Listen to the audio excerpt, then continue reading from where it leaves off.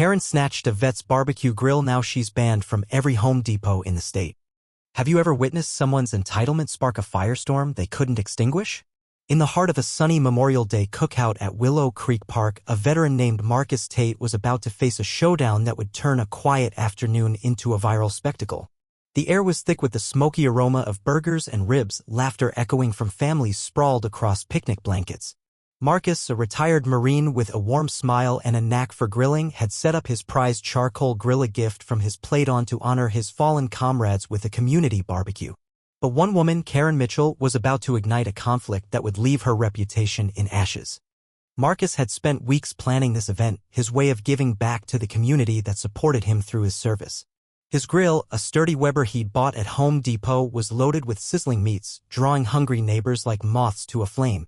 Kids played nearby, and a local band strummed patriotic tunes. Everything was perfect until Karen stormed onto the scene.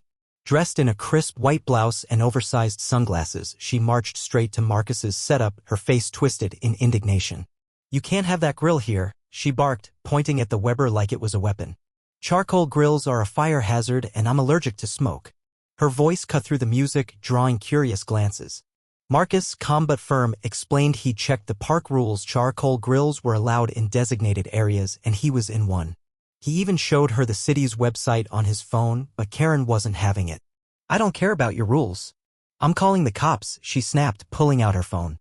What Karen didn't know was that Marcus wasn't just any veteran, was a local hero known for his charity work, and the crowd was full of his supporters. As she dialed 911, claiming a dangerous man was threatening public safety, the mood shifted. A young woman named Lila, a journalism student with a quick trigger on her phone's camera, started recording. Karen's tirade escalated, her voice shrill as she demanded Marcus pack up and leave. When he refused, citing his permit, she took matters into her own hands. In a moment of pure audacity, Karen grabbed the grill's handle, yanked it forward, and sent it crashing to the ground. Burgers and ribs tumbled into the dirt, charcoal scattering like shrapnel. The crowd gasped, and Marcus's face hardened, not in anger but in disbelief. "Ma'am, that was a gift from my brothers in arms," he said, his voice low but steady. "You just disrespected more than me." The confrontation exploded from there. Lila's video captured every second, Karen's smug defiance, Marcus's quiet resolve, and the crowd's growing outrage. A new figure emerged from the chaos: Sergeant Elena Ruiz, an off-duty cop and Marcus's old friend from the Marines. Elena had been enjoying the barbecue with her kids when she heard the commotion. Stepping forward, she flashed her badge and demanded Karen explain herself. "You're causing a disturbance," Elena said, her tone sharp. "And you just destroyed private property." Karen, now flustered, doubled down, claiming Marcus was harassing her by refusing to comply. But the crowd wasn't buying it. Shouts of "leave him alone" and "respect the vet" rippled through the park. Lila's video zoomed in on Karen's face, now pale as she realized she was surrounded by witnesses. The twist came when Elena revealed she'd already checked with park officials. Marcus was fully within his rights. Karen's claim about smoke allergies? A fabrication, as she'd been seen earlier at a nearby bonfire without complaint. The crowd's jeers grew louder and Karen's confidence crumbled. She tried to flee, but not before snatching a business card from Marcus's tablet, a memento from his charity organization. Lila caught that too, yelling, "She's stealing now," as Karen stuffed the card in her purse. The police arrived minutes later, not to arrest Marcus, but to question Karen. Her 911 call, played back later, was a rambling mess of exaggerations, painting Marcus as a threat while conveniently omitting her own actions. The officers, unimpressed, issued her a citation for vandalism and escorted her from the park as the crowd cheered. Karen's downfall was swift and merciless. Lila's video hit social media like a wildfire, racking up millions of views within hours.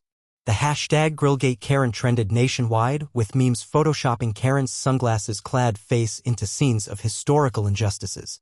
Netizens dubbed her barbecue bandit, and her actions sparked a broader conversation about entitlement and privilege. But the real blow came when Home Depot caught wind of the story. Marcus's grill, a Weber purchased from their store, was a symbol of his service, and Karen's destruction of it didn't sit well. The company issued a statement condemning her behavior and, in a stunning move, banned her from every Home Depot in the state. "We stand with veterans like Marcus Tate," their press release read. "Actions that disrespect our heroes have no place in our stores." They even replaced Marcus's grill free of charge, delivering it to a roaring community cookout the next weekend. Karen's life unraveled further. Her employer, a local real estate firm, faced backlash as clients flooded their reviews with one-star ratings, citing her behavior. She issued a half-hearted apology on X, claiming she was having a bad day and concerned for safety, but it only fueled the fire. Commenters pointed out her history of complaints. Neighbors revealed she'd once called animal control on a dog for barking too loudly. The internet sleuths dug deeper, uncovering Karen's pattern of meddling in community events, from HOA disputes to noise complaints at local festivals. Her reputation was in tatters and she retreated from public life, her sunglasses no longer shielding her from the spotlight. Marcus, meanwhile, turned the fiasco into something beautiful. With the viral attention, he raised thousands for his veterans charity, hosting a massive grill-on event that drew hundreds to Willow Creek Park. Lila's video became a rallying cry, not just for Marcus, but for communities tired of petty power trips. Sergeant Elena, now a local celebrity herself, spoke at the event, praising Marcus's resilience and urging unity. "This isn't about one woman's mistake," she said. "It's about standing up for what's right." The crowd erupted, and Marcus, flipping burgers on his new grill, smiled for the first time since the incident. "This is what it's about," he told reporters. "Bringing people together, not tearing them apart." The saga of Karen Mitchell and Marcus Tate left a lasting mark. It exposed the dangers of unchecked entitlement and the power of community to push back. Marcus's cookout became an annual tradition, a symbol of resilience and unity, while Karen's name became a cautionary tale. Her ban from Home Depot was just the beginning. Her actions cost her respect, her job, and her place in a community she tried to control. As for the rest of us, the story begs a question: where do you stand when entitlement clashes with justice? Share your thoughts. Have you seen a Karen moment in your own life? How did it play out? Let's keep the conversation alive.